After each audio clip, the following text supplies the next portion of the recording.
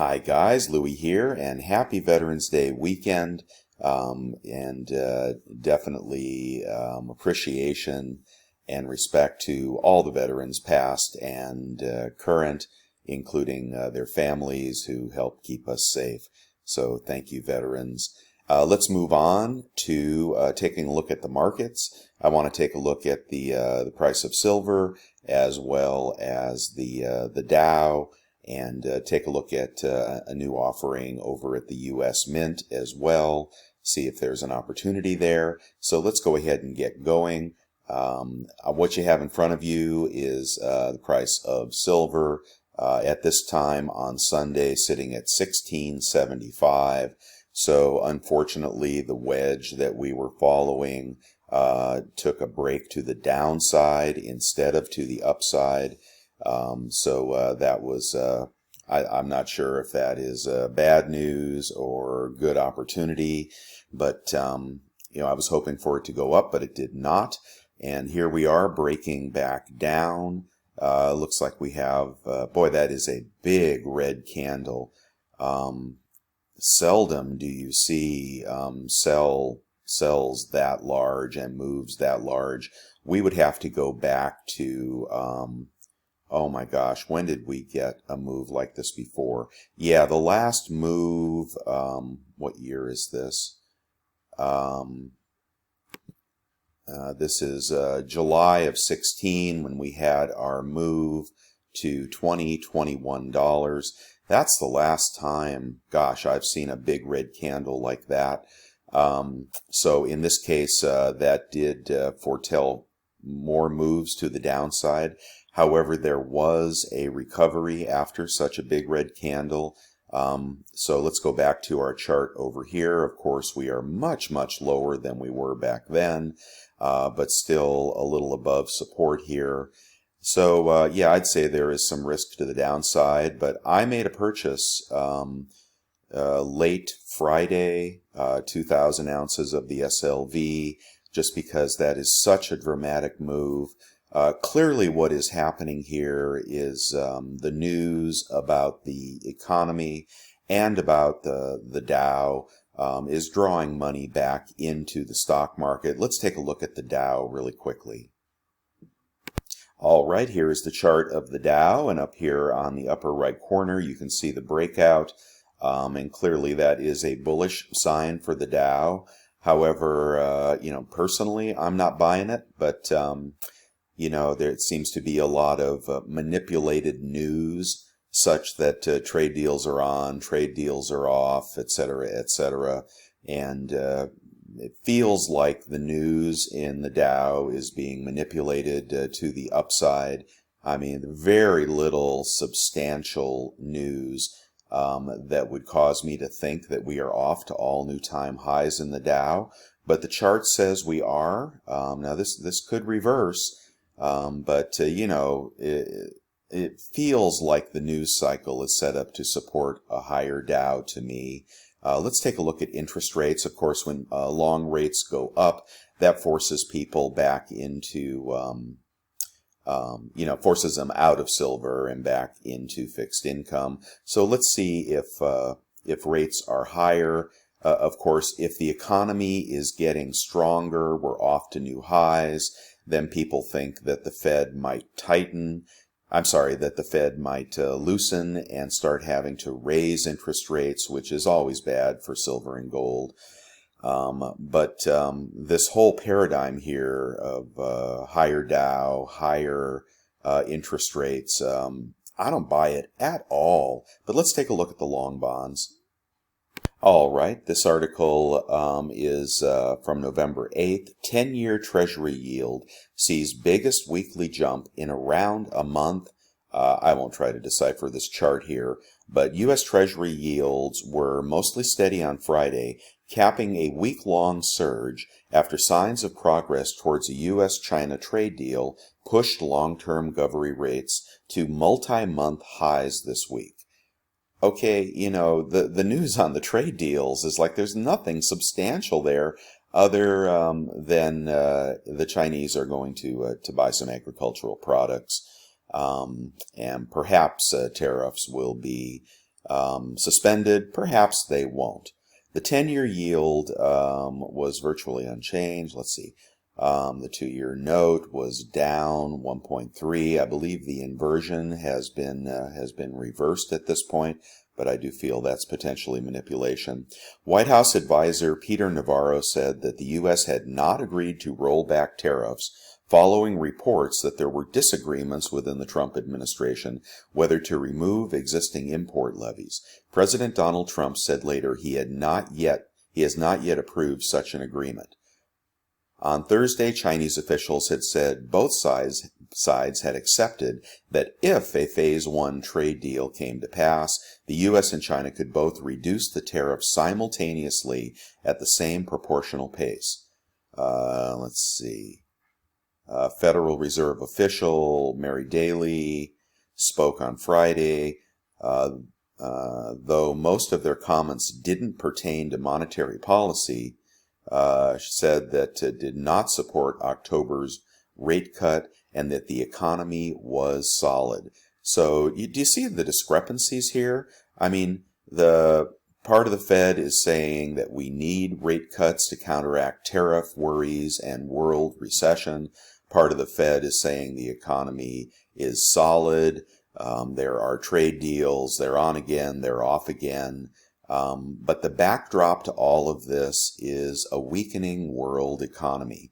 All right, so if you think that the U.S. can live in a bubble and that the economy is going to strengthen in the midst of a world recession, and if you think that rates as a result will be rising because we are so strong, then I would sell your silver and gold.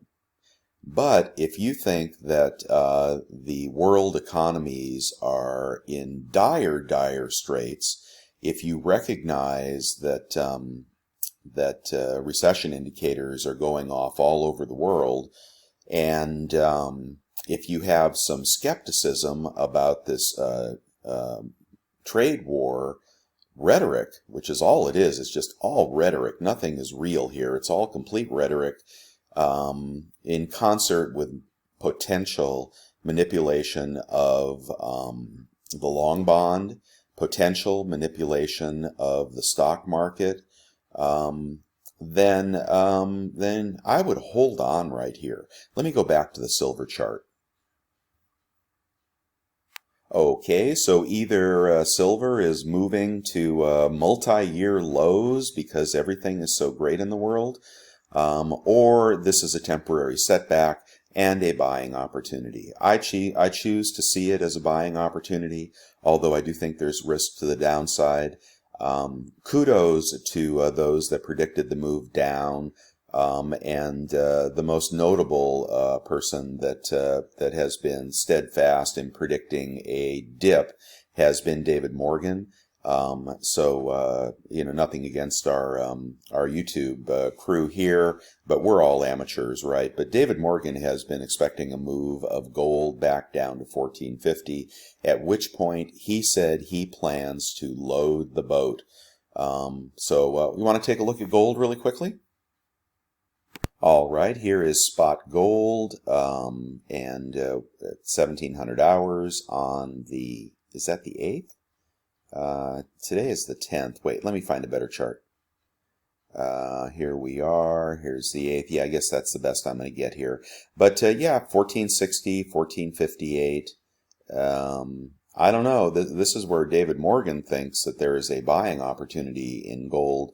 Of course, silver can react more radically. But I think we could definitely see a reversal right here. But I really don't know. All I know is I'm holding tight on my positions, adding more and looking for the next run. It seems that there are fundamental reasons to own metals, and I just would not get shaken out here. But that's just my opinion. You guys tell me what you think. You looking for lower prices before you start buying again? Are you just holding tight and waiting for another move up? I would continue to own both gold and silver. That's about all I have to say at the moment. I'm a little depressed, but I'm also thankful for the opportunity to jump in and get some more. All right, let's move over to the U.S. Mint. Okay, here is what all the buzz is about, and it's major buzz, and it's worth taking note of wherever you are in the world. The American Eagle 2019 1-ounce silver enhanced reversed proof coin, and I believe we have done these before. The most recent Pride set, boy, I'm pretty sure it had an enhanced reverse proof in it. But this one is 2019 San Francisco Mint.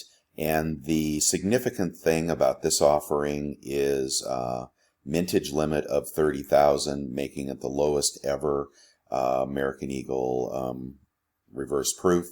So definitely on my shopping list. You can only get one. Let's see, and $65.95. Here's a look at it. They are beautiful. I mean, the Pride set was just a lovely set, and I had no problems with the quality of the enhanced reverse proof. So hopefully that will be okay. The U.S. Mint has been having some quality issues lately.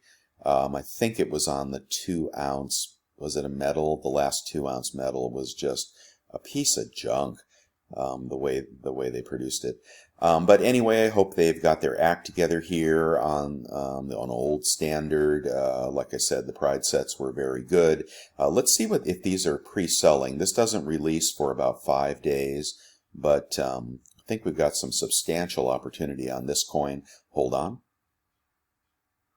All right, over at Modern Coin Mart, it is not yet for sale, but coming soon. 2019 S Enhanced Reverse Proof American Silver Eagle, proof finish among the highest quality in the numismatic world. This is just the second American Silver Eagle to be released with such a finish, and the first to be struck at the San Francisco Mint.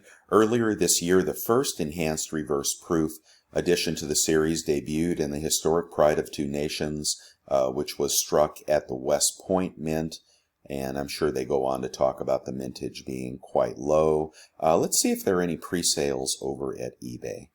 All right, so here is the first one. $550? You kidding me? $400? $689? What is going on with these prices, guys? Let's look at if there's any sold listings. Man, that is nutty. Nutty as a fruitcake. Wow, here's a bid for this one sold for $500. This one sold for $499. This one sold for okay, well, boy, I mean, I guess the collectors are out in full force, and the flippers are getting on board as well. So I don't know what else to say except, gee, scoop one of those up in the first 2 minutes if you can. And if you have friends and family, have them get one too. There is probably going to be a bounty offered on these. Let me check one site.